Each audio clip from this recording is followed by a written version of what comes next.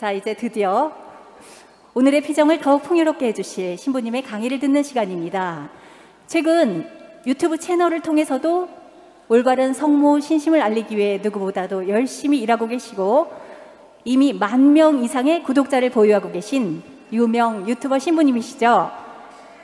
성모님께서 지극히 사랑하시는 아들 사제 인천교구 이병근 대건 안드레아 신부님을 모시겠습니다.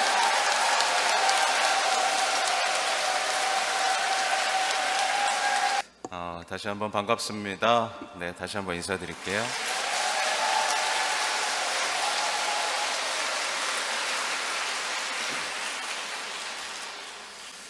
네, 저는 소개해 주신 대로 인천교구 북예동 성당 보좌 신부입니다. 이병근 대건 안드레아이고요. 오늘 이렇게 성모님을 사랑하는 우리 아들, 딸들하고 함께 할 수 있어서 굉장히 벅차오르네요. 그리고 사실 이렇게 보잘것없고 내세울 것 없는 사제를 어떻게 과감하게 저를 초청해 주신 여기 대표 신부님이시죠? 신동원 요셉 신부님께 감사를 드려야 되는데 고해성사하고 계신가 봅니다. 네, 정말 아무것도 없을 때 그냥 불러주셨어요. 네, 그렇게 전화 받고 깜짝 놀랐는데 그 이후로 계속해서 어디 레지오 전단원 교육에 불려다니면서 성모님이 이제 쓰시려고 하는구나 라는 것을 체험하고 또 이 자리까지 세워주셨습니다. 성모님께 영광을 드리고 감사를 드리고 겸손하게 성모님께서 세워주신 사제로서 여러분에게 성모님의 사랑 또 오늘 중요한 얘기들 전하겠습니다. 이렇게 사람이 많으니까 어디 시선을 둬야 될지 모르겠네요. 네. 보통 이제 눈을 잘 마주치는 분을 한 분 찾아가지고 이렇게 계속 보면서 하는데 여기는 눈 들 곳이 없습니다. 네. 아무튼 제가 성모님을 알리기 위해서 성모님을 위해서 살아야겠다라고 다짐한 것이 블루북 2장의 내용이에요. 다들 아실 겁니다. 나를 위해 나와 함께 사는 것 외에는 다른 무엇에도 관심을 쏟지 말고 중요하게 여기지도 마라. 이 말씀을 만난 뒤에 저는 그래 성모님을 위해서 한번 살아보자 라고 다짐을 했고 그렇게 되어가고 있는 중입니다. 아무튼 오늘 저는요 봉헌에 대해서 말씀드리기 위해 이 자리에 섰고요. 구체적으로는 성모님께 우리의 전부를 봉헌하기 위한 봉헌하는 삶에 대해서 말씀드리려고 강의하려고 합니다. 블루북에서는 이 봉헌에 대해서 굉장히 단순하고 명료하게 이렇게 나와요. 제가 좀 뽑아왔는데 내게 봉헌한다는 것은 엄마가 이끄는 대로 따르는 어린 아기같이 나를 따르고 내게 의탁함을 뜻한다. 계획을 세우지 말고 장례를 설계하지도 마라. 내가 알다시피 내가 모든 걸 뒤엎을 수 있고 그러면 너는 난감해질 테니 말이다. 정말 어린 아기처럼 너는 이렇게 말하기만 하면 된다. 엄마, 저는 엄마께 맡겨요. 이끄시는 대로 잠자코 따르겠어요. 제가 무엇을 해야 할지 말씀만 해주세요. 내게 봉헌한 사람은 전적으로 내게 속함으로 하루 중 어느 때도 자신을 마음대로 쓰면 안 된다. 티 없는 내 성심에 자신을 봉헌한 후에 더 이상 자기 자신에게 속한 사람이 될 수 없다. 네, 아주 조금씩만 뽑아봤습니다. 여기보다 더 좋은 얘기들도 있겠죠. 그렇게 성모님은요 우리를 봉헌하면 우리가 그토록 바라는 예수님과 닮은 모습으로 변화시켜 주시겠다고 약속을 하셨습니다. 네, 약속대로 되어가고 있죠? 네, 보통 아닌데 여긴 다 됩니다. 네. 봉헌을 더 잘 이해하기 위해서 우리에게 정말 귀한 보화 같은 책이 있죠. 다들 아시겠지만 몽포르의 성 루도비코 마리아 그라뇽 성인의 성모님께 대한 참된 신심이죠. 이것을 이해하지 않고 봉헌을 했다고 하면 조금 부족하지 않을까, 너무 교만한 것이 아닐까 생각해 봐야 되고요. 특별히 우리 파티마의 성인들 다들 아시죠? 프란치스코 마르토와 히아친타의 삶을 묵상할 수 있어야 됩니다. 이 성인들보다 더 이렇게까지 단순하고 명료하게 봉헌한 삶이란 이런 것이다 라고 보여주는 성인은 단언코 없습니다. 이 성인보다 단순하고 명료하게. 그래서 반드시 이 성인들의 삶을 이해하셔야 되고, 또 파티마의 성모님께서 말씀하셨던 티 없이 깨끗하신 성모 성심의 승리, 그죠? 이 개념에 대해서도 반드시 이해하고 넘어가야 돼요. 그래서 얼마 전에 주님 탄생 예고 대축일에 우리 교황님이 러시아를 봉헌했잖아요. 그렇죠? 이 봉헌의 의미와 승리에 대한 확신이 우리 마음속에 깊숙이 자리 잡고 있어야 됩니다. 이 체나콜로 회원들은 사실 티 없이 깨끗하신 성모 성심의 승리를 앞당기기 위해서 부르심을 받은 사람들이라는 거, 이걸 잊으시면 안 되고요. 여기서 조금만 덧붙이면 우리 성녀 소아데레사, 영적 어린이의 길, 그런 그 봉헌 기도, 이것들이 봉헌의 많은 풍성한 자료들을 우리에게 던져주고 있죠. 아무튼 성모님께 우리를 봉헌하는 것은 그리스도의 구원 사업에 참여하는 가장 효과적인 방법이고, 가장 빠르고 안전하게, 그죠? 안전하게 성화될 수 있는 길이면서 예수님께서 바라시는 길이다. 여기에 대한 확신을 가지셔야 됩니다. 아셨죠? 예수님께서는요, 몽포르의 성 루드비코 마리아 성인이 성모님께 대한 참된 신심에서 말하고자 하는 핵심 내용 중 하나는, 예수님께서는 성모님을 통해서 다스리시고 구원하기를 원하신다, 이겁니다. 네, 여기에 대한 확신이 분명히 있어야 됩니다. 근데 저는 몽포르의 성 루드비코 마리아 성인이 제시한 봉헌을 위한 33일간의 기도 아시죠? 자, 봉헌하신 분 손 들어볼까요? 네, 야, 많습니다. 내려볼게요. 다른 데 이렇게 손 들라 그러면 5명도 못 드는데 여기는 상당 부분이 들었습니다. 33일간의 봉헌 기도의 전반부 내용을 살펴보면서 여기 계신 분들이 더 확실하게 성모님께 봉헌되는 삶을 가실 수 있도록 오늘 도와드리고 싶어서 이렇게 강의를 준비했고, 그래서 간단하게 봉헌을 위한 33일간의 기도의 어떤 내용을 살펴보면 어때요? 첫째 시기 12일간, 제일 많은 시간이 할당되는 이 시기 동안 우리는 세속정신을 끊어버립니다. 세속정신을 끊어버려요. 이게 안 되면 그 다음 시기는 크게 의미가 없습니다. 세속정신을 끊어버려야 자기 자신을 알고 성모님을 만나고 예수님께로 나아갈 수 있는데, 이 첫째 시기가 제대로 안 되고 있는 거예요. 그러다 보니까 어때요? 자꾸 봉헌이 실패하고 겉돌게 됩니다. 맨날 줬다 뺏기를 반복하는 거죠. 전 성모님께 드립니다. 아니에요, 제 거예요. 드렸다가 뺏었다가, 그죠? 장난하는 것도 아니고. 봉헌을 확실히 하려면 세속정신을 끊어야 됩니다. 안 그러면 정말 뭘 해도, 어떤 열심한 열정을 가지고 신앙생활을 해도 어때요?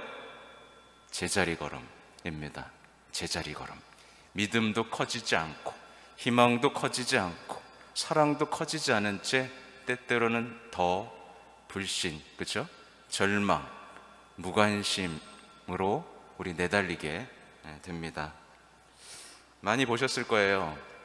성당에 열심한 사람들은 많습니다. 많죠, 그죠? 열심한 사람들은 많은데 이상하게 성화된 사람들은 적다. 왜 그럴까요? 이 세속 정신을 끊는 것에 대부분 실패했기 때문에 그렇습니다. 이 상태에서는 아무리 성경 공부를 해도, 교리 신학원을 다녀도, 그죠? 피정을 많이 다녀도 제자리 걸음을 할 수밖에 없어요.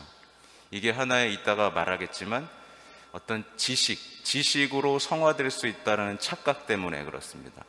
세속 정신을 끌어야 되는데 공부를 많이 해서 성화되려고 하는 겁니다. 말이 안 되는 거예요. 근데 많은 분들이 여기 걸려 넘어져 있죠. 예, 걸려 넘어져 있기 때문에 지금 빛의 자녀들이 줄어들고 있는 것이다 말씀을 드립니다. 성화되려면요, 이제 곧 시작할 건데 계명을 사랑해야 됩니다. 그죠? 예수님만 사랑하면 안 되고 계명도 사랑해야 되고요. 그 다음에 죄와 싸워야 되고요. 세속 정신을 끊어내야 됩니다. 그러니까 말하자면 예수님의 정신과 반대되는 모든 것들은 우리 내면에 설 자리가 있어서는 안 되는 거겠죠. 근데 어때요? 이 마음 때문에 그렇습니다. 뭐냐면 세상 사람들이 누리는 거 다 누리면서 예수님도 누리려고 그럽니다. 그죠? 이것도 누리고 저것도 누리고, 그럼 될까요, 안 될까요? 네, 부자도 되고 싶고 성인도 되고 싶은 겁니다. 그죠? 욕심이 많은 거죠. 그게 아니라 이건 어리석은 겁니다. 부자도 되고 싶고 성인도 되고 싶고 삶도 그대로 유지하고 싶은데 신앙적으로는 성숙하고 싶고, 그죠? 이 두 가지를 같이 잡으려는 그 어리석음이 우리를 꽉 붙들어 매고 우리가 한 걸음도 나아가지 못하게 지금 만들고 있는 거죠. 이렇게 되면 평생 해도 제자리 걸음인 거죠. 아무튼 아무것도 잃지 않으면서 더 많이 갖고 행복해질 수 있다라는 착각, 그게 아니라 이제는 뭐예요? 내 모든 것을 잃더라도, 내 모든 것이 사라진다 할지라도 주님이 말씀하신 그 행복을 살아내고 싶다라는 그 마음의 준비 자세가 있어야 됩니다. 아무튼 세속 정신을 끊지 않으면 영적 감각이 죽어있기 때문에 자신을 아는 축복도 얻지 못해요. 그죠? 자기 자신을 알 수가 없습니다. 그래서 내가 왜 이러지? 내가 왜 이렇게 힘들지? 그런데 원인은 몰라요. 그냥 자꾸 우울하고 화만 납니다. 그죠? 영적으로 완전히 병들었기 때문에 그래요. 아무튼 세속 정신을 끊고 자신을 알아야 예수님과 성모님을 사랑할 수 있는데, 이것이 안 된 상태로 많은 분들이, 제가 이제 유튜브에 영상도 올리고 블로그에 글도 올리면 댓글 중에 이런 글들이 있어요. 사랑하고 싶은데 안 돼요. 사랑하고 싶습니다. 사랑하는 마음이 안 생겨요. 성모님을 왜 사랑해야 되는 거죠? 이런 질문들이 많이 나와요. 그렇죠? 그럼 뭐부터 시작해야 되는 거예요? 처음부터 예수님의 정신과 반대되는 것들이 내 안에 남아있는지부터 점검을 하면서 아프더라도 슬프더라도, 그렇죠? 속상하더라도 용감하게 나아갈 수 있어야 되겠죠. 아무튼 그러면 1장부터 들어가 보겠습니다. 시계 풀었어요. 한 몇 시까지였죠? 1시 10분이니까 2시 40분까지였나요? 그렇죠? 잘 맞아야 되는데 성모님께서 도와주실 겁니다. 제1일에 이제 우리는 무엇을 해야 되느냐? 그리스도께서 나를 당신 제자로 부르셨다는 것을 시작으로 이 봉헌의 여정에 들어갑니다. 우리는요, 당연히 다 제자입니다. 맞죠? 여기서 예수님 제자 아닌 분 계세요?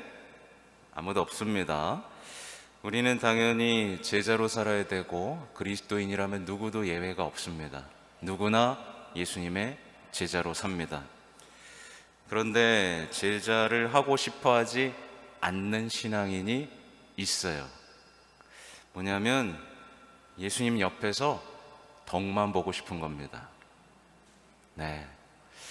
그러니까 자기가 하고 싶은 거 다 하다가 예수님 이것 좀 해주실래요? 그쵸?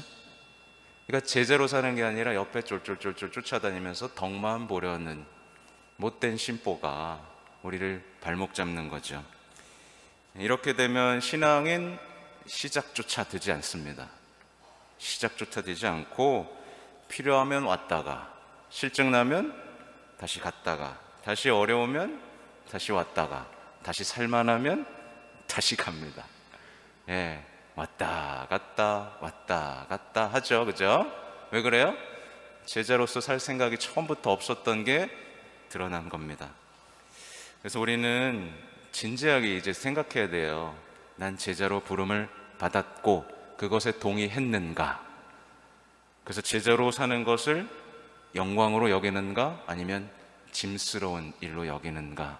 분명히 결정해야 됩니다. 그럼 이제 제자가 된 사람은 어떻게 돼요?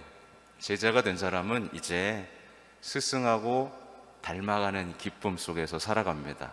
발걸음도 맞춰보고 손이 가는 곳에 같이도 가보고 하면서 기뻐하죠. 근데 여기서 우리가 생각해야 될 건 뭐냐면 스승하고 닮아가는 기쁨이 있는데 스승의 고통까지도 닮아갈 때 우린 기뻐할 수 있는 겁니다. 당연히 제자면 스승이 가는 길을 가고 스승이 받은 고통을 받죠. 그죠? 그러면 나는 스승이 겪은 고통이 내게 왔을 때 기뻐할 수 있는가? 이 질문인 겁니다. 그래서 그토록 사랑했던 우리 비 오신 분님 같은 경우에 고통을 선물해 줬죠. 그럼 비 오신 분님이 왜 이런 걸 줘서 귀찮게 이랬을까요? 아니죠. 영광으로 여겼죠. 그럼 여러분에게는 예수님을 닮은 고통이 주어지면 어때요? 도망가죠. 이 부분이에요. 그래서 이 1일차에는 제가 다른 거 다 짚어볼 수는 없는데 마테오 복음에서 행복선언을 묵상합니다. 행복선언은요, 머리로 이해하려고 그러면 평생 이해할 수 없습니다. 언제 이해가 되냐면 제자로서 살기 시작하면 그냥 그대로 이어집니다. 이해가 되는 거예요. 그건 제자의 행복이니까요. 네. 성경의 많은 부분이 제자로 살면 당연히 이해되는 것들이 이해되는데 제자로 안 사니까 이게 도대체 무슨 말씀이지? 라고 만약에 다가오는 게 많잖아요. 그럼 제자로서 살지 않는 겁니다. 제자로 살면 마지막 부분 보세요. 박해받는 사람은 행복할 것이다. 예수님하고 똑같으니까 너무 행복한 겁니다. 그죠? 또 이제 돌아봐야 될 건 나는 평소에 누구에게 배우고 있는 겁니다. 네, 여러분 누구에게 배우고 계세요? 스승님께 배우고 계십니까? 네, 보통은 어디서 배우냐면 유튜브 강사한테, 때때론 스님한테, 때때론 인문학 강사들을 보면서 인생이란 이런 거구나 라고 생각하시는 분들이 생각보다 많죠. 누구 제자예요? 예수님 제자 아닌 거예요. 예수님한테 배워야 예수님한테 제자입니다. 또 예수님의 제자면 예수님의 삶에 감동해야 됩니다. 그죠? 예수님의 모든 삶을 보면서 감동을 해야 되는데 우리 어디 감동하죠? 드라마 보면서 막 눈물을 흘리고, 유명 가수들이 나오면 네, 성모님 옆에다가 막 이렇게 사진 붙여놓고 이렇게 감동받고 막 그럽니다. 누구 제자예요? 네, 예수님 제자 아닌 겁니다. 여러분이 평소에 어디에서 가르침을 받고 어디에 감동하고 있느냐가 여러분의 위치라는 걸 기억하시면 좋겠어요. 제자가 되면 아주 구체적인 상황에서 모든 것들이 변하기 시작합니다. 매일 사실 겪어야 되는 손해, 굴욕, 고통, 또 질병, 모욕들이 왔을 때 제자는 제자답게 그것을 받아들입니다. 그죠? 그죠? 예수님이 받아들인 것처럼 받아들이게 되죠. 아무튼 우리는요, 첫 번째 시기에 자신을 버리고 십자가를 지고 주님을 따르는가에 대해서 깊이 묵상해냅니다. 그리고 이제 2일차로 들어갑니다. 2일차는 이제 양진영이라는 주제를 가지고 있어요. 이제 제자로서 제자가 되었다면 뭘 해야 되는 거죠?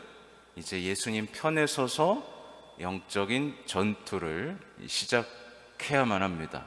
그죠? 이 전투는 굉장히 중요합니다. 여기서 밀리면 끝이에요. 그렇죠? 이 영적 전투에서 밀리면 어떻게 되죠? 맨날 지는 겁니다. 그럼 어떻게 돼요? 죄의 노예가 됩니다. 악마의 노예가 되는 거예요. 우울한 겁니다. 무력감 속에 빠져 살 수밖에 없어요. 이 시대에 우울증이 많은데 사실은 영적 전투에서 승리한다면 우울증은 오지 않습니다. 그죠? 그 악에 밀리지 말아야 돼요. 그래서 여기서 우울증 겪고 계신 분들은 위로받을 생각하지 마시고 뭘 해야 돼요?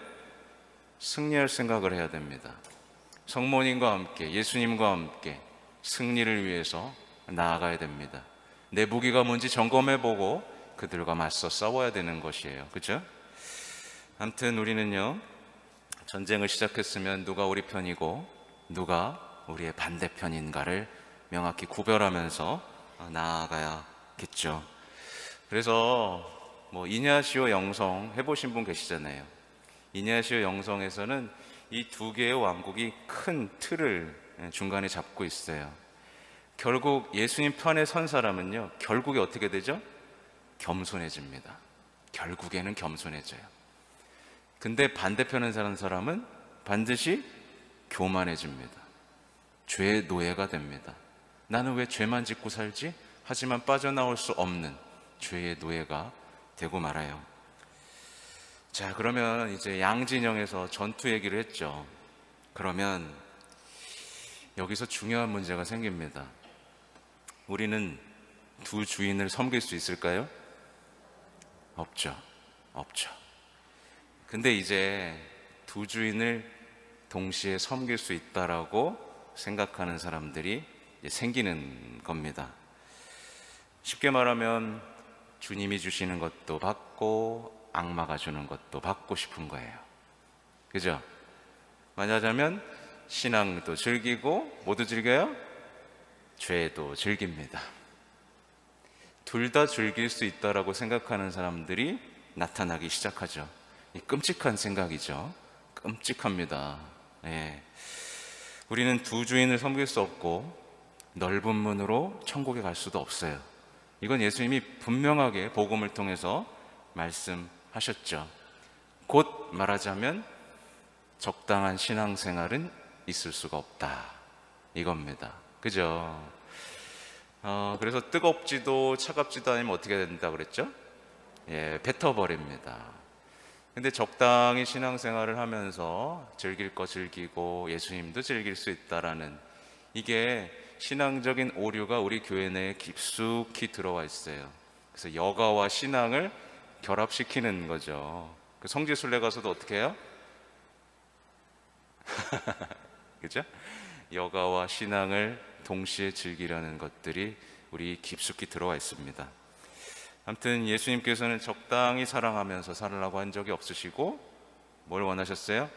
사랑의 극단주의를 우리에게 명령하셨죠. 양보가 없으세요, 이 부분에서는. 그러니까 만약에요, 어떤 사람이 악과 싸우고 있지 않다면 그는 이미 악의 진영에 발을 들여놓은 겁니다. 그래서 영적 전쟁을 멈춘 사람은 신앙의 신비에 가 닿을 수가 없어요. 그래서 묵주 기도할 때 신비 묵상 하시죠, 그죠? 근데 신비 묵상이 안 된다는 분들이 있어요. 안 된다고. 신비 묵상이 맨날 어렵다 그러고 막 강의해달라고 그런 분들이 있는데, 신비 묵상이 안 되는 이유는 뭐예요? 영적 전투를 시작하지 않은 채로 그 신비의 향기만 맡고 싶어하는 게으름, 나태에서 시작됩니다. 말하자면 두 주인을 섬길 수 있다라는 은근한 어떤 위선 때문에 생기는 일이에요. 그러니까 우리는요, 이제 이걸 멈춰야 됩니다.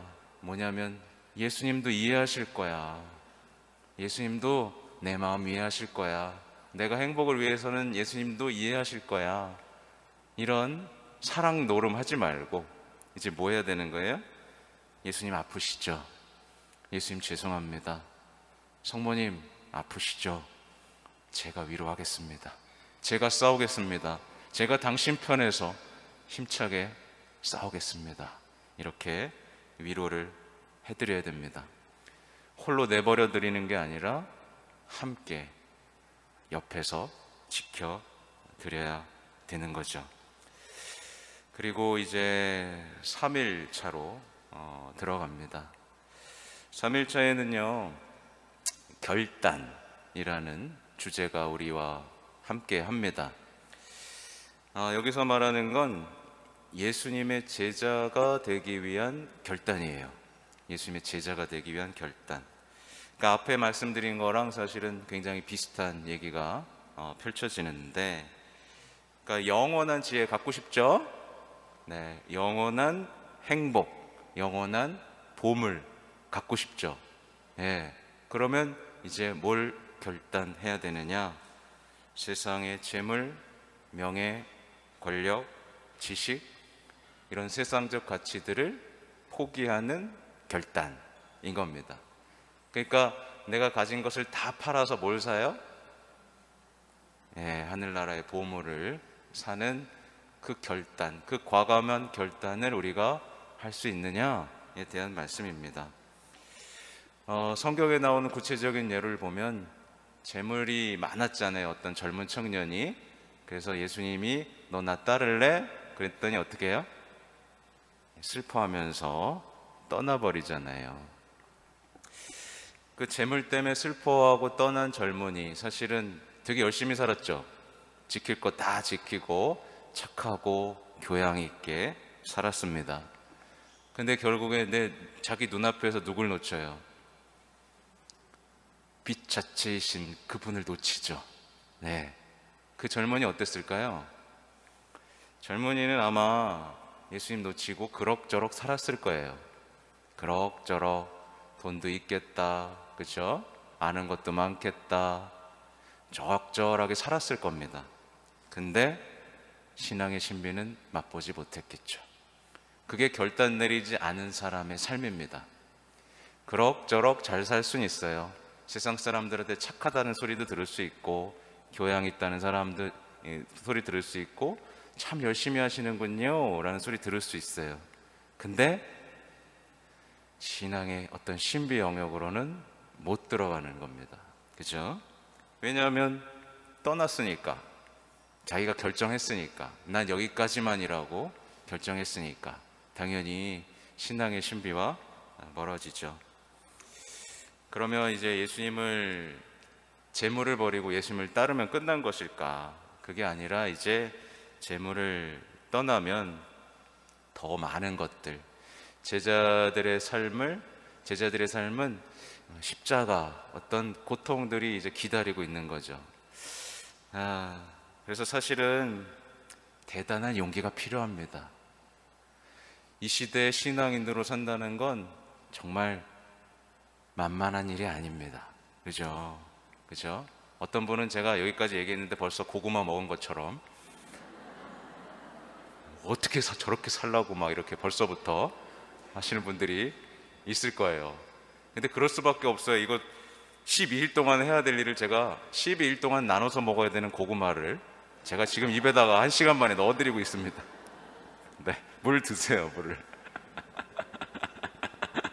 네, 당연한 거예요. 막 꽉 답답해가지고 눈이 막 흐려지려고 그러는데, 네, 조금만 참으십시오. 네. 아무튼 여기서 포기하고 이제 적당히 거리 두려는 사람들이 생기죠. 예, 너무 가까이 가고 싶진 않고 그렇다고 떨어져 있고 싶진 않고, 그죠? 그래서 계속 구경하는 겁니다. 뭐라 그래요? 이거 제가 영적인 관광객이라고 하죠. 와서 구경하고 가는 겁니다. 네. 근데 거리를 좁힐 생각은 없는 거예요. 그러니까 여기 계신 분들에게 말씀드리면, 썩어 없어질 것으로 뭘 사요? 영원한 것을 사는 겁니다. 그런 멋진 거래를 여러분이 하셔야 됩니다. 그죠? 자, 이제는 4일차 고구마를 먹겠습니다. 4일차부터는 이제 아주 구체적인 것들을 끊을 수 있는 시기가 나와요. 그래서 사실은 권력과 명예 부분이 나오는데, 말하자면 권력과 명예를 끊어버립니다, 이겁니다. 끊어버립니까? 네. 그래서 이 봉헌은요, 여러분들 봉헌 해보신 분들은 알겠지만, 봉헌을 한다는 건 세례를 갱신하는 거예요. 세례를 갱신해서 정말 그 하느님 처음에 가졌던 그 마음, 그 약속 안으로 들어가는 겁니다. 그래서 여기는 뒤에 좀 붙여야 돼요. 5일차는 우상화된 유욕인데, 이것도 저는 이렇게 붙이고 싶은 겁니다. 우상화된 유욕을 끊어버립니다. 이제 앞으로 계속 끊어버릴 겁니다. 권력과 명예, 이 권력과 명예, 그러니까 대접받고 보상받는 기쁨인 거죠. 이제야 빛이 들어오는군요. 네. 네. 네. 네. 네. 제가 더 빛나게 생겼습니다.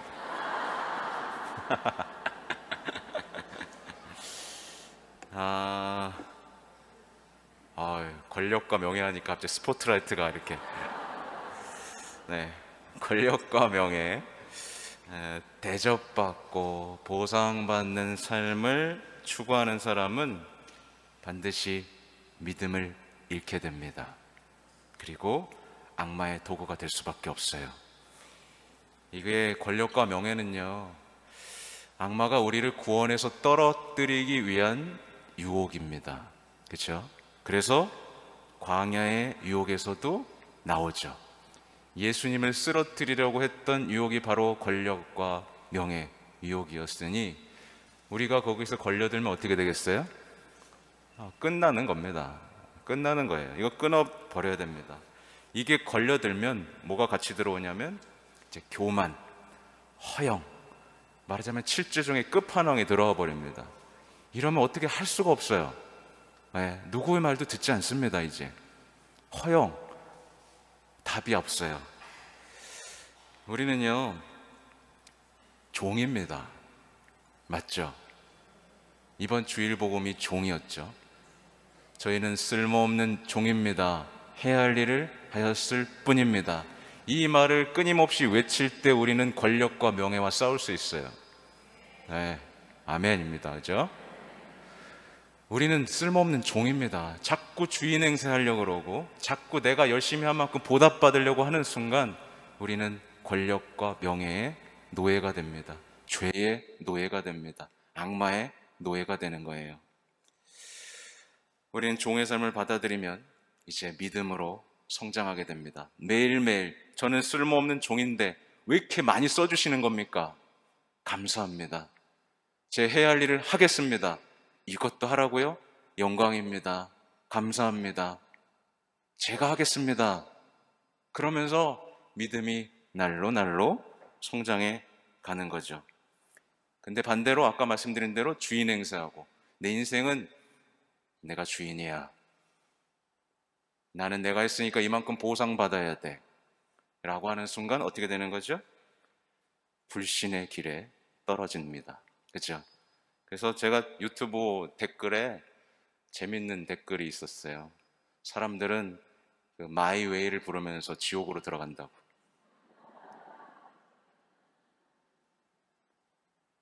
그렇죠? 은근히 무섭죠? 이 세상 사람들은 유행가, 사람들이 들으면서 힘을 얻는 유행가 대부분 보세요. 나는 할 수 있어. 난 무엇이든 할 수 있어. 내 꿈은 이거야. 라고 하죠. 무섭죠. 근데 여러분의 꿈이 중요한 게 아니라 누구의 꿈이 중요하죠? 네, 주님의 뜻, 성모님의 뜻이 중요한 겁니다. 우린 종이니까요. 그죠? 우리의 뜻 따위는 중요하지 않습니다. 우리는 쓸모없는 종이고 해야 할 일을 했을 뿐이니까요. 그죠? 아무튼 종의 삶을 받아들이면 그때서야 성모님이 보이죠. 왜냐하면 주님의 종이온이라고 말씀하신 그 성모님이 눈에 들어오게 됩니다. 아, 성모님도 주님의 종이었지. 성모님도 본인의 보상이나 대가를 바라지 않는 겸손. 그렇죠? 우리는 성모님의 발꿈치 같은 겸손이 있어야 어떻게 돼요? 뱀을 머리를 파수어 버릴 수 있는 겁니다. 그리고 우리는 종의 삶을 받아들이면 또 누굴 받아들여요? 비로소 섬기는 기쁨을 누리셨던 예수님을 받아들이게 되는 겁니다. 예수님은 끝까지 하느님의 종으로서 사셨어요. 그죠? 아버지, 제 뜻대로 하지 마시고 당신 뜻대로 하십시오 라고 말하셨고, 제자들의 발을 닦아주셨고 섬기러 왔다라고 선언하셨습니다. 그렇죠? 그래서 권력과 명예를 끊는 것은 굉장히 중요합니다. 근데 이게 잘 돼야 안 돼요? 안 됩니다. 배우자한테도 요거 해줬으면 요거 받아야 돼요. 그죠? 자식한테도 내가 이거 해줬으면 이거 받아야 돼요. 그죠? 이때마다 여러분이 해야 될 말이 뭐라고요? 저희는 쓸모없는 종입니다. 해야 할 일을 하였을 뿐입니다. 이러면 싸우지도 않습니다. 예, 그때부터 여러분의 믿음이 성장하고 믿음의 힘이 여러분의 가정에서 악을 몰아내겠죠. 그렇죠? 악까지도 복종합니다. 그죠? 모든 것이 복종합니다. 믿음 안에서. 오죽했으면 성모님께, 그죠? 성모님께 모든 것이 지금 만물이 복종하고 있어요. 그분의 겸손은 마치 하나님의 명령과도 같은 겁니다. 그게 겸손한 사람의 힘인 거예요. 그렇죠? 아무튼 우리는 예수님처럼 높아지는 것이 아니라 낮아지는 것으로, 힘을 갖는 것이 아니라 무력해지는 것으로, 드러나는 것이 아니라 숨는 것으로, 대우받는 것이 아니라 모욕당하는 것으로, 지시하는 것이 아니라 시키는 대로 하는 것으로, 말하는 것이 아니라 침묵하는 것으로, 커지는 것이 아니라 작아지는 것으로 영광스럽게 됩니다. 우리의 영광은 바로 겸손에 있다. 쓸모없는 종이 되는 것에 있다. 그래서 예수님은요, 우리가 큰일을 하는 걸 바라지 않으십니다. 뭘 바라세요? 예수님을 위해서 얼마나 고통을 참아내는지를 보시는 겁니다. 이건 누가 말씀하신 거냐면 예수님이 직접 파우스티나 성녀에게 나는 나를 위해 얼마나 고통받았는지를 본다 라고 말씀을 하셨어요. 그러니까 여러분이 예수님의 이름으로, 성모님의 이름으로 하는 것이 잘 안 된다고 속상할 필요가 아무것도 없어요. 예수님과 성모님을 위해 고통을 참아내는 것으로 우리는 하나님께, 성모님께 영광 드릴 수 있습니다. 아무튼 이 부분에 하나님의 자녀들이 취하는 태도가 나오는데 그 특징은 이래요.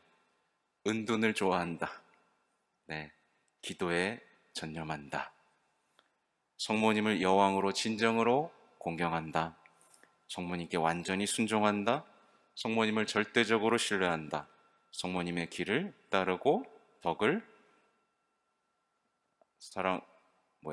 성모님을 사랑하고 공경하면서 권력과 명에 대한 잘못 봤네. 그러니까 성모님의 길을 따르고 덕을 본받는다 이겁니다.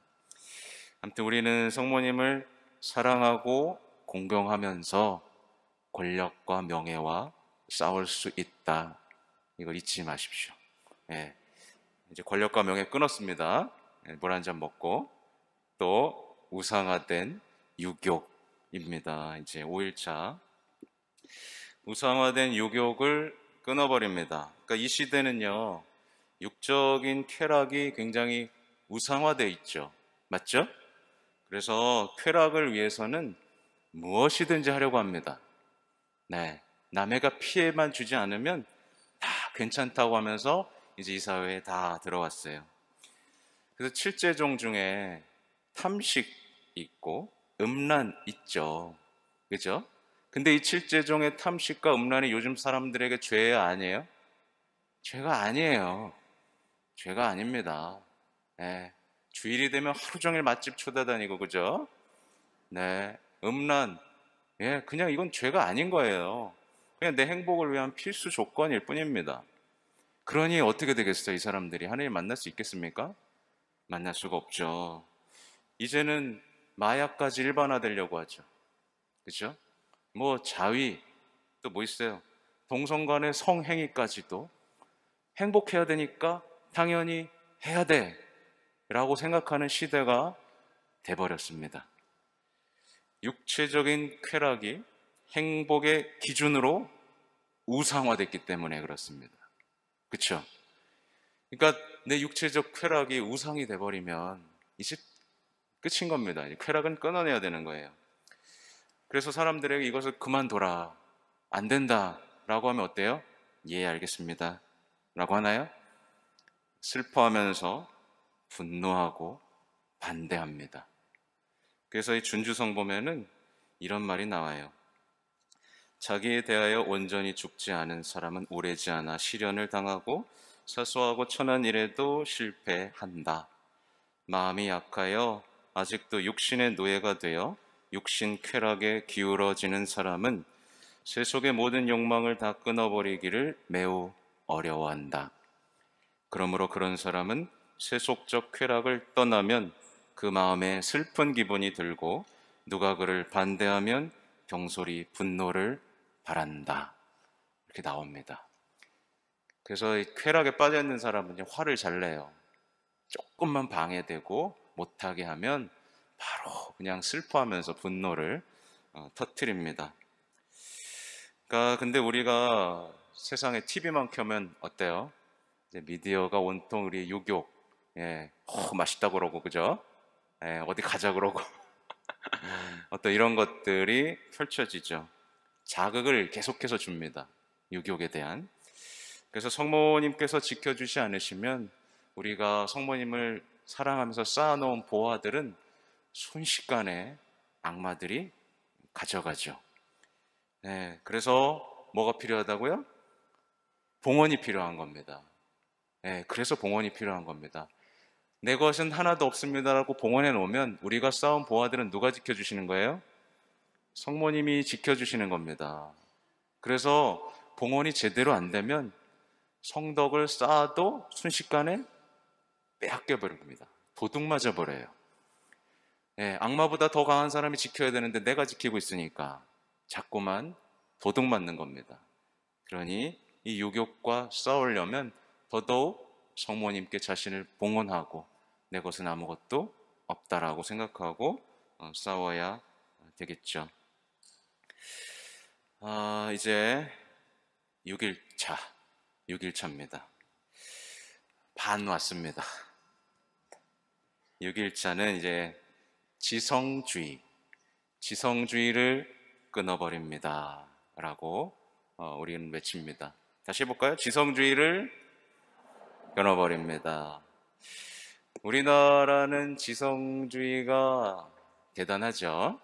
그래서 신부도 학위가 있으면 더 좋아합니다. 그죠? 전 학위가 없습니다. 네. 석사는 있어요. 박사는 없습니다. 국내 석사. 그럼 또 싫어하죠. 아무튼 교양 있는 사람, 학문적으로 높은 성취를 한 사람은 자연스럽게 대접받기를 좋아하고 하나님께서 계시하신 것들을 어때요? 약간 우습게 여기게 됩니다. 근데 잘 보면 그러니까 예수님께서는 지혜롭다는 자들, 슬기롭다는 자들한테 어떻게 하셨어요? 감추셨어요. 그리고 철부지들에게 드러내셨습니다. 네. 또 성모님은 어떠셨어요? 똑똑하다는 성직자들에게 나타나셨나요? 아니죠. 정말 배운 것 없고 보잘것없는 소년, 소녀들에게 보통 나타나셨죠. 그죠? 또 바오로 사도도 뭐라고 말씀하시냐면 지식은 교만하게 하고 사랑은 성장하게 한다. 이렇게 분명히 말씀을 하십니다. 그래서 준주성범은 또 우리에게 이런 고구마를 선물해 줍니다. 남보다 박학하고 지혜롭다는 말을 들을 마음으로 아무 글도 읽지 마라. 너는 악습을 고치는데 힘써라. 이 일은 어려운 많은 문제를 해독함보다 내게 더 유익한 까닭이다. 사람에게 지식을 가르치는 자는 나이며 사람에게서 배워 알 수 있는 이상으로 명석한 이해력을 어린이들에게 준다. 내가 가르쳐주는 사람은 오래지 않아 지혜로울 것이며 영신적 진보가 많으니라. 사람에게 헛된 것을 많이 물으면서 나를 섬기는 길엔 별로 관심치 않는 사람에게는 과연 화 있으리라. 나는 겸손한 자의 정신을 잠수해서 들어올려 학업을 10년간 학교에서 연구한 것보다 더 많은 영원한 진리의 이치를 삽시간에 통달케 하리라. 예. 그래서 아무리 많이 공부한 사람보다 어땠어요? 그 성모님의 어떤 발현 목격자들의 지혜가 훨씬 컸죠. 소아델에서 성녀 같은 경우 뭐 공부를 많이 했습니까?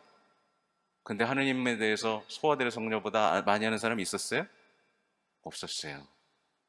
이게 우리가 지성주의와 맞서야 하는 이유입니다. 우리가 사랑하면 사랑할수록 하나님께서는 그냥 넣어주시는 거예요. 네. 우리가 노력하지 않더라도 쑥쑥 넣어주시고 이해할 수 있게 해주시고 세상을 보는 눈을 펼쳐주시는 겁니다. 그래서 우리는요, 여기서 중요한 것들이 뭐냐면 똑똑한 척하면서 성모님을 무시하는 이들이 있습니다. 그렇죠? 성모님은 피조물이라며 뭐 이런 식으로 네, 똑똑한 척하면서 성모님을 무시하는 이들. 근데 성모님을 모르면요, 예수님을 잘 알 수가 없어요. 그러니까 성모님을 무시하는 사람들은 사실 예수님을 잘 모르는 거고 사실은 예수님하고 멀어져 있는 사람이라는 걸 기억하십시오. 네. 이날 이제 루도비코 성인은 성모님의 종, 성모님의 노예가 되는 삶을 받아들이라는 메시지를 이 장에서 주는데요. 똑똑하면 이거 받아들일 수 있을까요? 너 성모님의 노예야 라고 하면 받아들일 수 없겠죠. 똑똑한 사람들은. 예. 근데 이제 루도비코 성인은 이렇게까지 얘기해요. 성모님의 노예가 되는 걸 받아들이지 않으면 결국 악마의 노예가 된다. 제가 볼 때는 실제로도 그렇습니다. 성모님의 노예라는 그 겸손에 이르지 못하면 다른 것들이 그를 교만하게 만들어요. 결국에는 난 성모님 노예 안 하고 예수님 노예만 할 거야. 이렇게 하면 때때로는 어때요? 그 겸손이 순식간에 날아가 버리고 어느 순간 자기가 예수님 자리에 올라가 있는 경우들이 생깁니다. 그래서 예수님께서는 성모님을 통해서 세상을 구원하시고자 하신다는 이 말씀의 의미들, 우리는 겸손하게 받아들일 수 있어야 됩니다. 말하자면 하나님께서도 성모님을 필요로 하셨다면 우리는 더더욱 성모님이 필요하다. 그죠? 우리도 겸손하게 성모님을 통해서 예수님에 가려고 해야 되지, 다이렉트로 예수님에게 가는 것보다 더 겸손한 마음으로 성모님의 것이 돼서 예수님의 것이 되는 것. 이게 영적 그 성모님께 대한 봉헌의 핵심입니다. 그렇죠?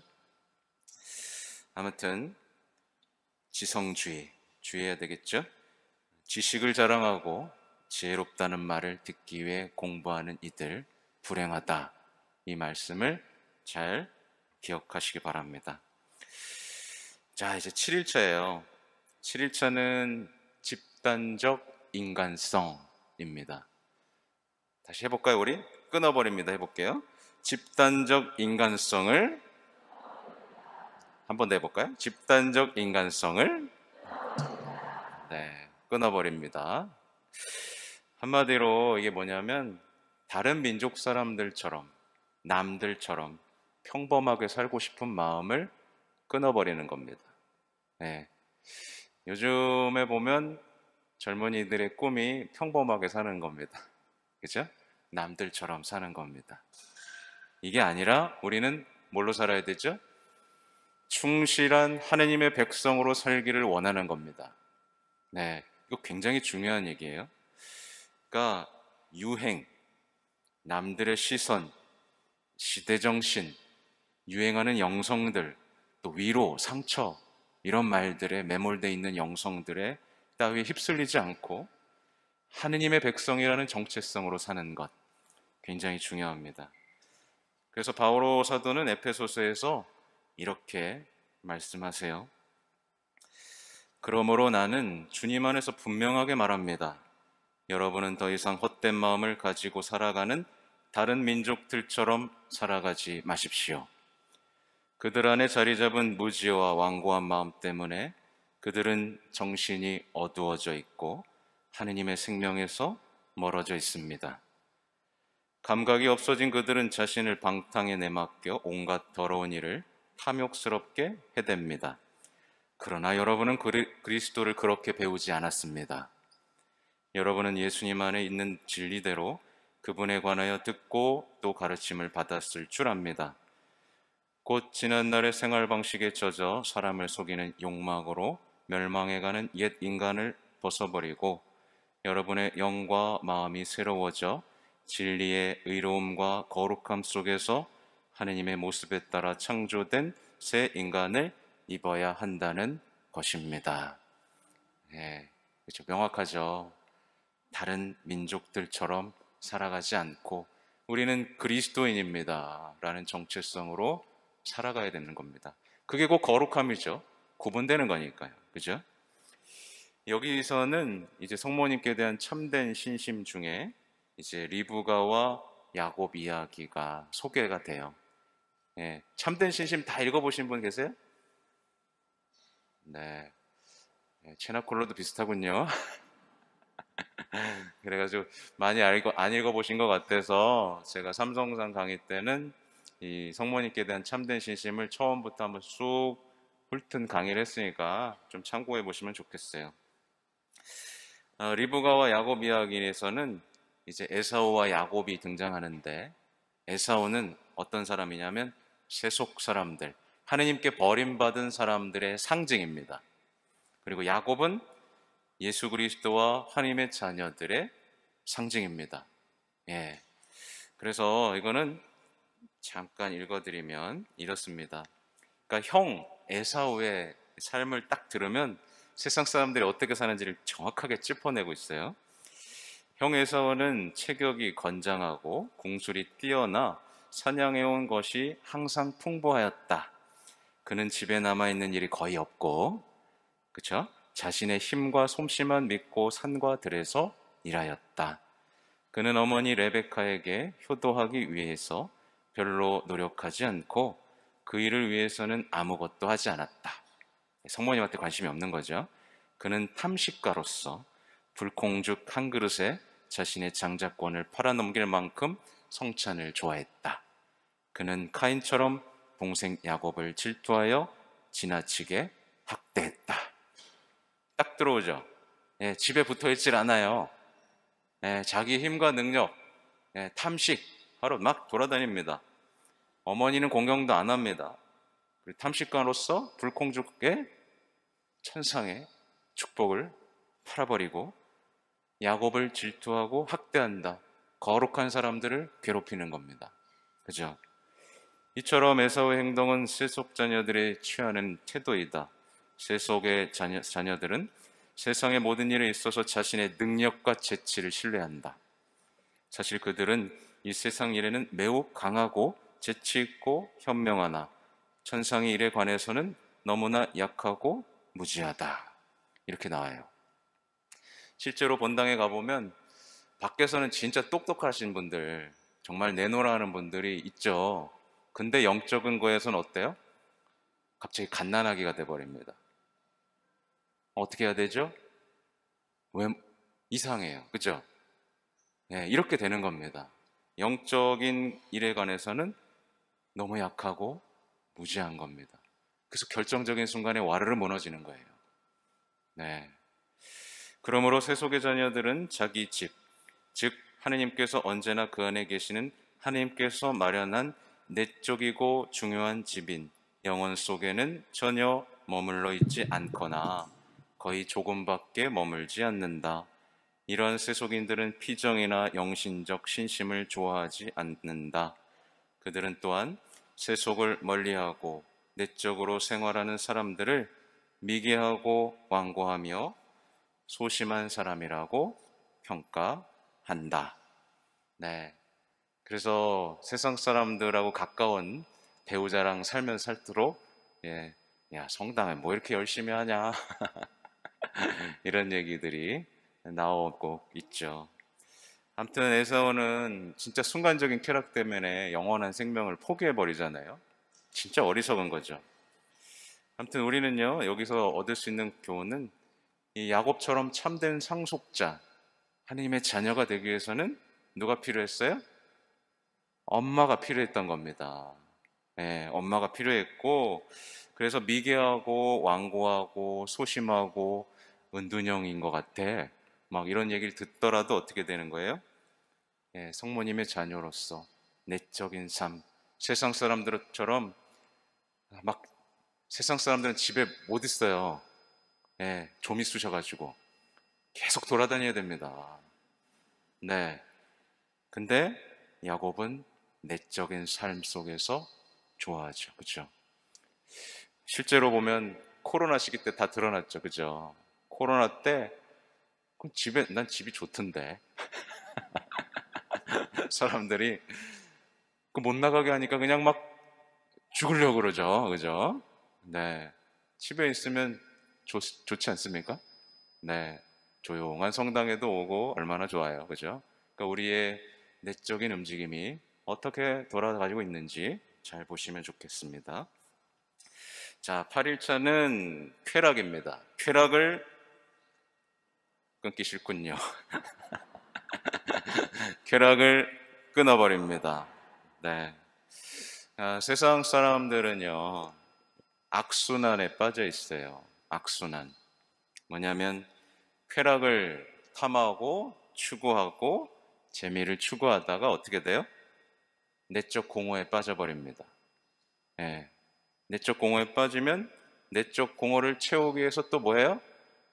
더 큰 자극을 찾고, 그러다 중독이 되죠. 그러면 또 어때요? 또 내적 공허에 빠지고 돌고 돌고 악순환이죠. 빠져나오지를 못하죠.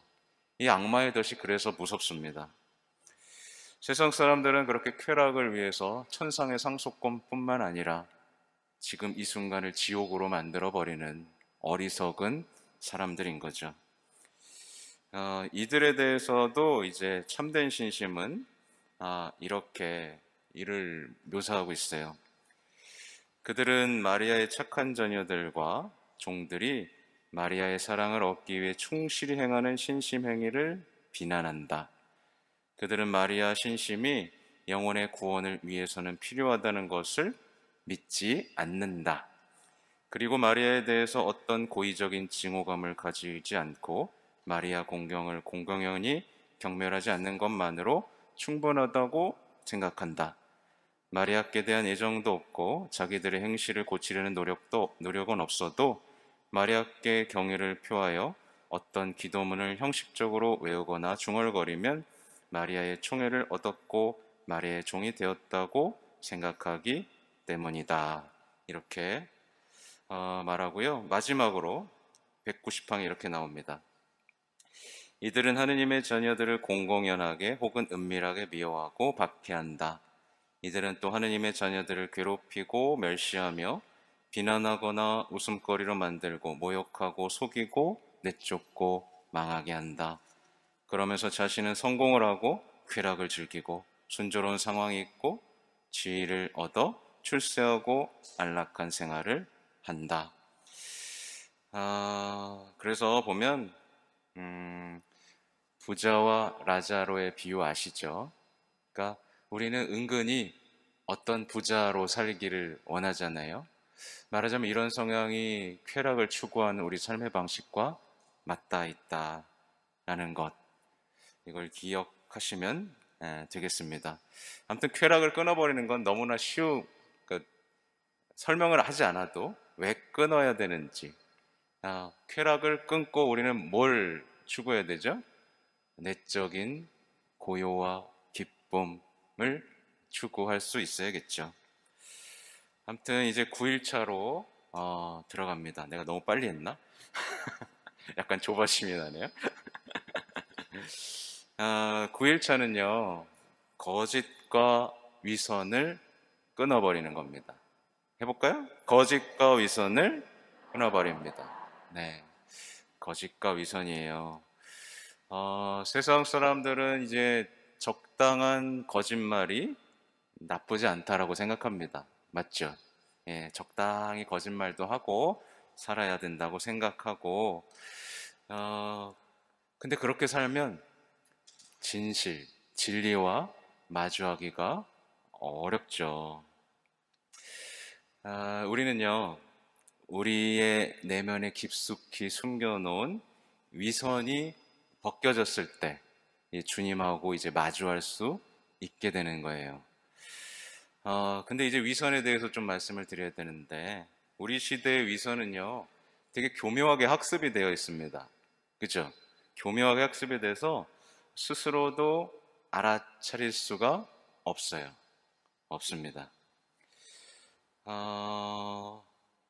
위선자는요, 위선자는 언제나 특징이 있어요. 뭔가를 자꾸 다른 걸 드러냅니다. 감춰야 되니까. 위선자는 언제나 사람들 앞에서 뭘 드러내냐? 자신에 대한 얘기를 계속합니다. 자신을 드러내요. 자신이 잘한 거, 해낸 거, 최선을 다한 거, 섭섭한 거, 이런 것들을 쫙 늘어놓습니다. 그 사람이 나에 대해서 많이 말을 할수록 그는 가면을 쓰고 있는 경우가 많죠. 그러니까 위선자는 어떻게 되는 거예요? 예수님을 선포해야 되는데 자기 입으로 뭘 선포하는 거예요? 자기를 자꾸 선포를 합니다. 자기를 선포하면 사람들이 어떻게 생각해요? 자신을 좋게 생각하겠죠? 라고 착각을 하죠. 그래서 다른 사람들이 만들어준 허상의 삶이라는 무대 위에서 가면을 쓰고 살아가는 겁니다. 네. 그래서 인스타 이런 거 하세요? 요즘 젊은 친구들이 어디 갔다, 뭐 맛있는 거 먹었다, 이런 거 자랑하죠. 그러면, 우와, 쟤는 저런 데만 가나 봐. 저런 것만 먹나 봐. 이런 무대 위에서 가면을 쓰고 살아가는 겁니다. 예, 자꾸 자기 얘기만 하는 거예요. 예, 그리고 평생 연기만 하니까 얼마나 피곤하겠습니까? 그죠? 어머니들은 어떤 무대 위에 서길 원하시죠? 내 자식이 말이야, 이번에 말이야, 어느 대학에 들어갔는데 말이야, 이번엔 어디 직장에 갔고, 그죠? 그걸 막 얘기를 하죠. 예, 그럼 사람들이, 오, 너는 훌륭한 엄마구나. 그죠? 그 무대에서 내 더러운 것들은 싹 감추고 가면 쓰고 살아가는 겁니다. 그게 내 행복인 거예요. 그죠? 위선자는요, 신앙에서 기쁨을 찾지 않고 뭐에서 찾아요? 사람에게서 기쁨을 찾고 사람들이 칭찬해주면 칭찬할수록 자신을 더 꾸밉니다. 그래서 그 무대를 더 키웁니다. 더 가면을 화려하게. 그래서 했던 얘기를 계속합니다. 왜요? 그게 대본이니까. 만들어진 무대 위에 화려한 가문을 쓰고 늘 같은 대본을 앙코르 공연을 하는 거죠. 네. 어떻게 돼요? 진짜 피곤한 겁니다.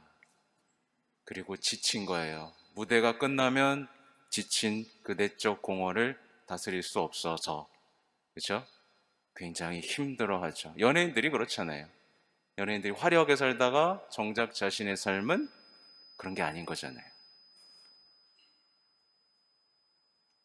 아무튼 그렇게 연기를 하고 살다 보면 결국 자기도 속아요.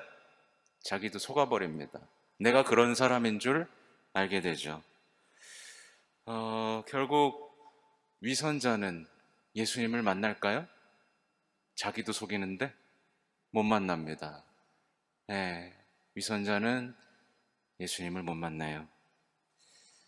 그래서 가면을 벗고 무대 위에서 내려와 내 비참함을 마주해야만 합니다.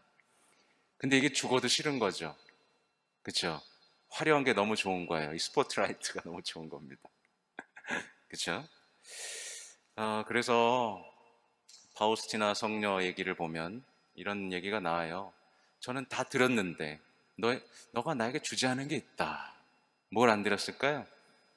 너의 비천함을 나에게 주지 않을까. 그 얘기 나옵니다.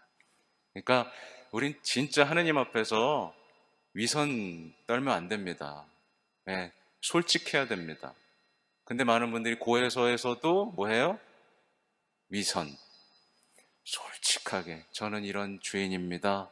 저를 용서해 주십시오. 라고 말을 못하죠. 그죠? 네, 잘 기억하셔야 돼요. 근데 여기 이 본문을 쭉 살펴보면 여기서 복음은 이해할 것은 이해하고 아니할 것은 아니요 라고 말하라고 하죠. 제가 볼 땐 이게 위선에서 벗어나는 중요한 방법이다. 이해할 것은 이해하고 아니할 것은 아니요. 예, 제가 죄였습니다. 예, 제가 죄인입니다. 그죠? 예, 아니요. 그렇게 하지 않겠습니다. 그런 진실함으로 주님께 다가가야겠죠. 그리고 한 가지 덧붙이고 싶은 건 거짓말 있잖아요. 우리는 거짓말을 하지 말아야 되지만 사람들은 거짓말을 안 하는 것으로도 죄를 집니다. 네. 남에 대한 험담을 옮길 때 뭐라고 해요? 난 사실만 말했을 뿐이야. 이렇게. 그렇죠? 난 사실을 말했을 뿐이야. 네. 이것도 죄입니다. 그죠? 그렇죠? 그래서 거짓 증언을 하지 말라는 계명에 대해서 조금 더 설명해 보면 사실은 거짓 증언을 하지 말라는 것은 거짓말을 하지 않는 것을 넘어서서 내 입이 열 때마다 진리를 선포하고 있는 걸 보셔야 되는 거예요. 내 입이 열 때마다 나에 대한 얘기를 하고 있는가? 내 자랑 얘기를 하고 있는가? 아니면 남에 대한 미움에 대한 얘기를 하고 있는가? 내가 입을 열 때마다 하느님 얘기를 하고 성모님 얘기를 하고 있는가? 내 입을 자세히 보십시오. 그럼 내가 얼마나 거짓되고 위선자인지 드러나게 됩니다. 아셨죠? 그리고 이제 10번째, 자유에 대한 무절제한 갈망을 끊어버립니다. 네. 11차는요, 자유에 대한 무절제한 갈망을 끊어버립니다. 예요. 이 부분은 조금 어떤 신학적인 성찰을 조금 하긴 해야 됩니다. 자유는 원래 우리 걸까요? 아니죠. 딱 생각해봐도 원래 자유는 우리 게 아닙니다. 자유는 우리 게 아니고요. 사실은 자유는 우리가 받은 선물이에요. 선물입니다. 근데 언제 받았을까요? 이 선물. 태어날 때부터? 우리의 자유는요, 예수님의 십자가 죽음을 통해서 얻게 된 선물입니다. 이걸 기억하세요. 우리의 자유는 예수님의 십자가로부터 주어졌다. 원래 우리는 자유가 없었어요. 죄의 종이었으니까. 맞죠? 죄의 종이었기 때문에 우리에게 자유가 없었습니다. 근데 예수님의 십자가를 통해서 죄에서 해방됐죠. 그래서 이제 우리는 자유인이 된 겁니다. 죄의 종이 아니라 자유인. 그러니까 죄의 종이 아니라 누구의 종인 거예요? 주님의 종이 곧 자유인인 거예요. 너무 명확하죠? 자유를 이렇게 이해하셔야 됩니다. 우리는 십자가를 통해서 죄에서 해방됐기 때문에 예수님의 종이 될 때 우리는 참된 자유인이다 라고 생각하시면 됩니다. 그러니까 우리 자유를 어디다 써야 돼요? 자유를 지키려면 무엇을 해야 되는 거죠? 우리는요, 십자가에 계신 예수님을 섬기는 것으로 자유로워집니다. 그죠? 우리가 원하는 것을 할 때 자유로워지는 게 아니에요. 내가 원하는 것은 내가 할 거야. 나 하기 싫은 것은 안 할 거야. 이게 자유가 아니라 우리의 자유는 반드시 써야 될 목적이 있어요. 그죠? 예수님을 섬기는데 써야 됩니다. 만약에 원하는 것을 하고 원하지 않는 것을 하지 않는 것을 자유라고 말하는 사람들은 결국 어떻게 되죠? 그 자유를 파괴해버리고 스스로 죄의 종살이에 들어가죠. 그러니까 자유를 자기 마음대로 쓰는 사람은 결국에 죄의 종으로 돌아가 버리고 맙니다. 자유가 자유를 파괴하고 자유롭다고 생각했던 이들이 어느 순간 죄의 종이 돼서 거기서 빠져나오지 못하는 거 보시죠? 그죠? 네, 그리고 내적 공허 시달리게 되죠? 그러니까 자유는, 정리해 드릴게요. 자유는 언제 쓴다고요? 순종할 때 씁니다. 네, 이게 결론이에요. 자유는 순종할 때 써야 되고 자유는 거룩해질 때 쓰는 겁니다. 그게 우리에게 자유가 주어진 이유입니다. 그러니 이 자유를 어떻게 하는 게 최고로 잘 쓰는 거겠어요? 이 자유를 주님께 드리면 최고로 잘 쓰는 거죠. 그래서 봉헌하는 겁니다. 그러니까 예수님께 우리를 봉헌하는 것, 성모님께 봉헌하여 예수님께 봉헌하는 것은 최고의 자유인이 되는 것이라고 보시면 돼요. 그래서 자유롭고 싶잖아요. 네, 나는 배우자에게 얽매 있고 싶지 않아. 이럴 때마다 십자가를 보십시오. 네, 내가 원하는 것을 하지 않겠습니다. 내가 하고 싶지 않은 것을 하지 않겠습니다.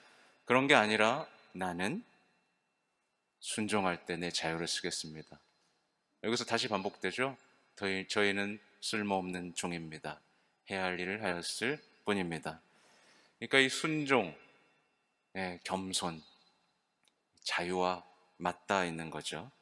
그러니까 세상 사람들이 말하는 원하는 데 가고 맛있는 걸 먹고 이런 자유, 이 불순종에 속아 넘어가면 안 되겠다라는 걸 말씀을 드립니다. 그리고 벌써 이제 11일차 왔죠? 11일차는 삶에 대한 불안과 근심을 끊어버립니다. 삶에 대한 불안과 근심 있으세요? 있는 사람? 네, 손 들었어요. 삶에 대한 불안과 근심이 있다는 것 자체로 뭘 드러내요? 난 하나님을 좀 못 믿겠어. 이걸 드러냅니다. 삶에 불안과 근심이 있다는 것 자체로 그는 하느님에 대한 불신이 있고 하느님의 계획이 아닌 내 계획이 있다는 것이 드러납니다. 동의하시죠? 네. 그러니까 믿으면 불안해하지 않습니다. 내 계획이 없으면 근심하지 않습니다. 왜냐하면 그분의 계획이 이루어지는데 뭐가 걱정이겠습니까? 그죠? 그러니까 불안과 근심이 있는 사람들은 늘 안에 어떤 씨앗을 품어요? 말씀의 씨앗이 아니라 불안과 의심의 씨앗에, 그러니까 잡초에 물을 주고 있는 겁니다. 그런데 생각보다 많은 분들이 무슨 걱정하죠? 자식 걱정, 노후 걱정, 그렇죠? 자식 걱정은 마땅히 해야 됩니다만 이렇게 했으면 좋겠어요. 자식이 하느님을 잃어버릴까봐 걱정. 그죠? 노후 걱정은 또 어떻게 해요? 내가 늙어서 하느님을 잃어버릴까봐 걱정. 그죠? 네. 이것만 걱정하시면 돼요. 그죠? 네. 쓸데없는 걱정을 하는 것 곧 불신이고 내 계획이 그만큼 많이 있다라는 증거입니다. 그리스도인의 삶을 보면 늘 이 믿음의 선조들은 어땠어요? 불확실한 상황 속에서도 기도하고 인내하면서 믿고 가라는 대로 갔습니다. 그죠? 네. 성모님이 그랬죠. 믿었기 때문에 잉태했고, 그죠? 믿었기 때문에 숨지 않고 엘리사벳 찾아갔고, 그죠? 요셉도 마찬가지죠. 믿었기 때문에 그 아무것도 보이지 않는 삶을 받아들이고 간 겁니다. 근심이나 걱정 없이. 우리 신앙의 선조 아브라함 보십시오. 내가 보여줄 땅으로 가거라. 갔잖아요. 내 계획이 없었기 때문에 가능한 겁니다. 아들 바쳐라. 바쳤지 않습니까? 네. 그죠? 아무튼 주님이 활동하실 수 있도록 걱정, 근심 내려놓고 내 뜻 계획 내려놔야 그 사람은 하나님이 쓰실 수 있습니다. 네. 아유. 그래서 자식 걱정하다가 자식 못 바꾸고 자식한테 그냥 막 끌려다니는 분들 있잖아요. 근데 그럼 그 걱정을 내려놓으면 이제 그 사람을 통해서 자녀를 바꿔놓겠죠. 근데 내 계획이 잔뜩 있고 내 걱정이 잔뜩 있으니 주님이 나를 자식을 바꾸는 도구로 못 쓰시는 거예요. 그죠? 내가 봉헌되면 나는 성모님의 도구가 되기 때문에 성모님이 쓰시면서 내 가족들을 성화시키는 데 쓰십니다. 근데 내 계획만 있고 내 걱정만 있으니 성모님이 활동하실 자리가 없잖아요. 그죠? 아무튼 삶의 불안과 근심이 있는 사람들은요, 결국에 뭐예요? 자꾸 자기 듣고 싶은 얘기 찾아다닙니다. 네. 나한테 위로가 되는 얘기를 찾아요. 그렇게 결국에 점집 가는 겁니다. 내가 들려주는 얘기, 듣고 싶은 얘기 해주니까. 그죠? 심지어 어떤 성령 기도회 같은 경우는 예언만 계속 찾아다닙니다. 자기가 듣고 싶은 예언 들을 때까지 찾아다닙니다. 걱정과 불안에 사로잡혀 있기 때문에. 그렇죠. 당연히 아무튼 불안과 근심, 걱정, 불안 이거 사로잡히면 결국에는 그걸 해결해 줄 수 있는 우상을 추구하게 돼요. 그죠? 우상이 뭐예요? 자식 걱정하시는 분들의 우상은 뭘까요?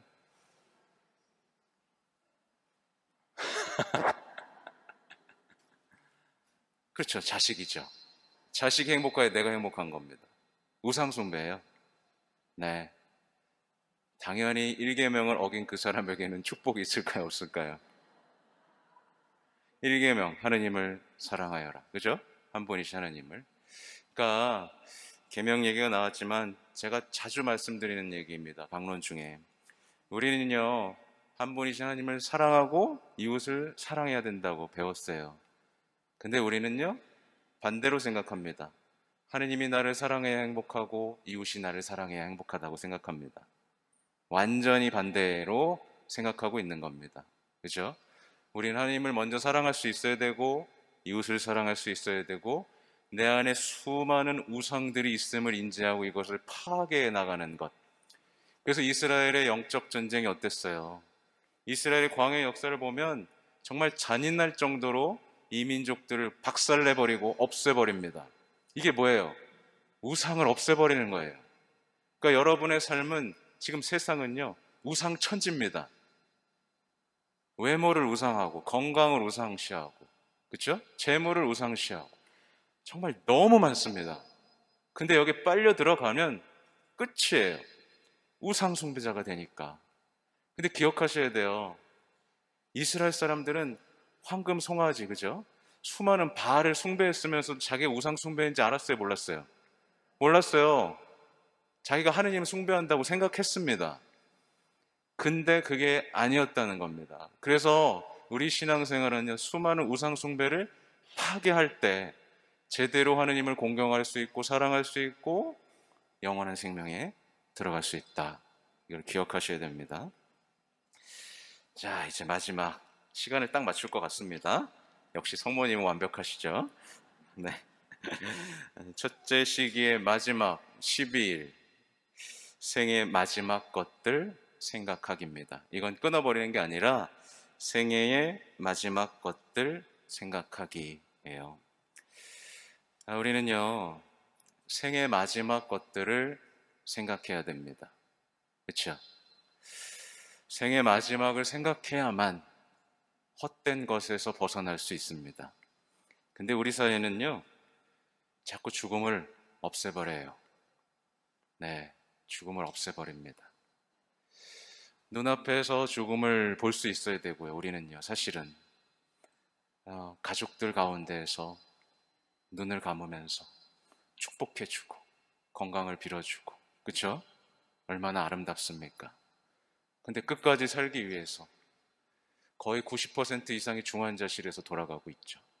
네, 제가 자랑하면 안 되는데 제가 석사 논문이 연명의료 결정에 대해서 썼습니다.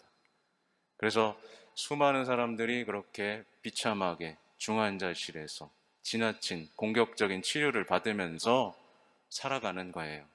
죽어가는 겁니다. 아무튼 죽음을 생각하지 않는 사회는 굉장히 불행하죠. 왜냐하면 누구나 늙고 병들고 죽어가니까. 그쵸? 저도 40 넘으니까 힘드네요. 왜 박수를 치고 그래요?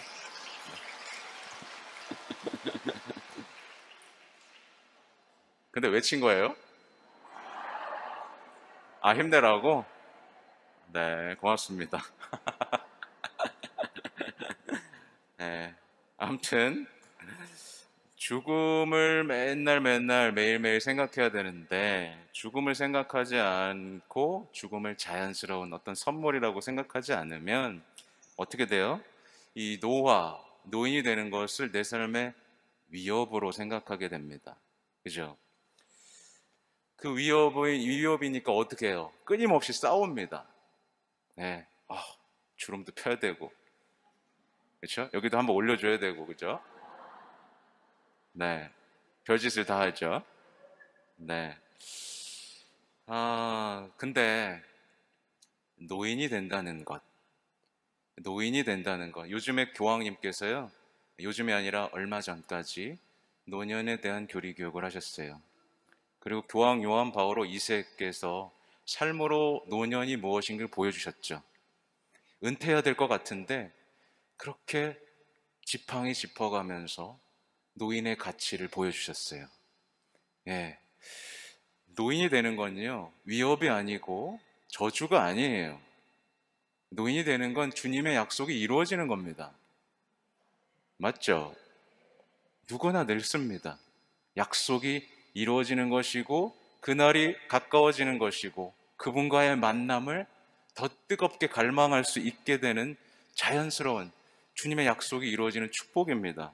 그죠? 가장 좋은 것이 이제 점점 가까이 다가오는 축복이에요.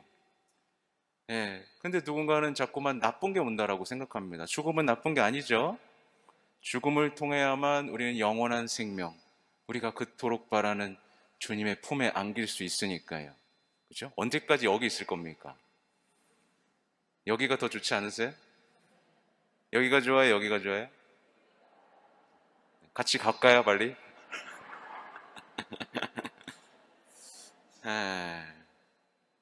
모든 사람은 죽습니다.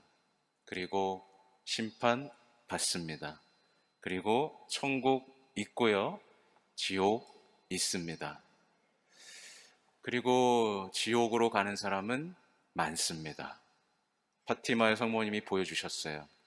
너무나 많은 사람들이 지옥에 가고 있고, 그래서 구원을 위한 기도를 바쳐달라고, 죄인들의 회개를 위해서 희생해달라고 부탁하셨죠. 네, 겁주려고 그런 게 아니라 너무 가슴이 아픈 겁니다. 연옥은 또 어떤가요? 연옥의 고통도 만만치 않죠. 네, 연옥에 대한 일화들도 많이 있잖아요. 그래서 내가 살아생전에 그냥 더 아프면서 고통 중에 있을 걸, 연옥에 오느니 고통 속에서 더 나를 희생하고 주님께 바칠 걸, 그럼 천국에 갈 수 있었을 거늘 연옥은 너무 고통스럽다라는 얘기를 하시죠. 우리는요 이제 어떻게 살아야 될까요? 천국에 대한 그리움, 그죠? 영원한 삶에 대한 그리움으로 살아야 됩니다. 저는 그런 바람이 있어요. 주님을 위해서 사는 겁니다. 그리고 주님을 위해서 죽는 겁니다. 그리고 죽는 날 저는 쓸모없는 종입니다. 해야 할 일을 하였을 뿐입니다. 라고 바치고 주님께 영광을 드리고 성체를 받아 모시고 눈을 감았다가 눈을 떴는데, 왜 웃어요? 눈을 떴는데 성모님 품인 겁니다. 그죠?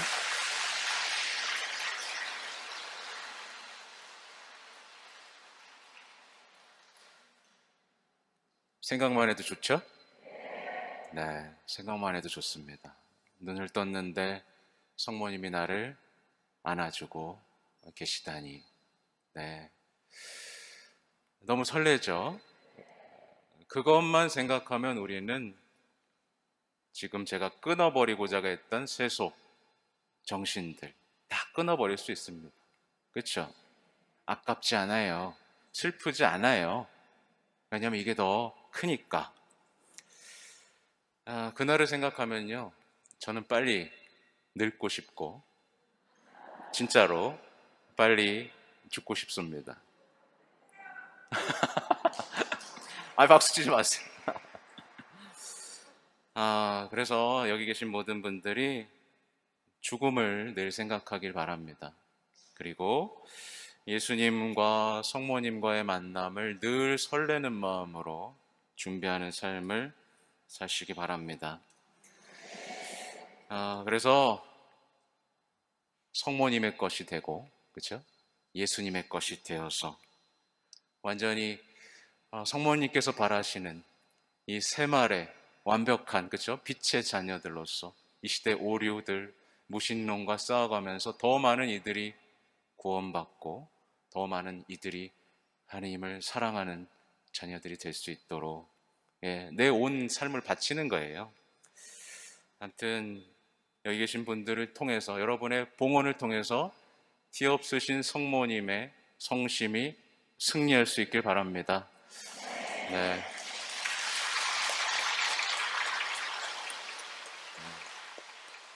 아무튼 이상으로 강의를 마치겠습니다. 고맙습니다.